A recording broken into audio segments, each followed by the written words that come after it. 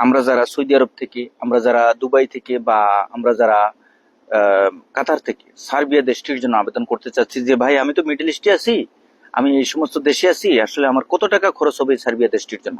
Serbia দেশে যেতে হলে আপনার যে টাকা প্রয়োজন বা যে অর্থের প্রয়োজন, সেটা বাংলাদেশ থেকে যেই অর্থ খরচ হবে, আবার সার্বিয়াতে ওই আপনি যদি যান সৌদি আরব, কাতার বা দুবাই থেকে, সেখান থেকে গেলেও কিন্তু আপনার একই পরিমাণ অর্থ খরচ হবে।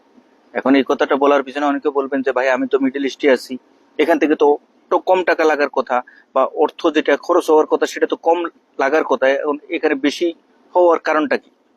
তো এই ক্ষেত্রে বলা যায় একবারে পরিষ্কার ভাবে ভাই, আপনার সার্বিয়াতে বাংলাদেশের প্রসেসিং সিস্টেমটা যেরকম, আর মিডল ইস্টের ভিতরে যে সমস্ত এজেন্সি আছে বা যে সমস্ত কনসালটেন্সি ফার্ম আছে যারা সার্বিয়ার বিষয় নিয়ে কাজ করে, বা আপনি যদি এই সমস্ত মিডল ইস্টের দেশ থেকেও বাংলাদেশের কোন এজেন্সির মাধ্যমে কাজ করতে চান, টাকা পয়সার ক্ষেত্রে কিন্তু অর্থ একবার সমান প্রদান করা লাগবে, কারণ প্রসেসিং সিস্টেমটা সব জায়গায় সমান।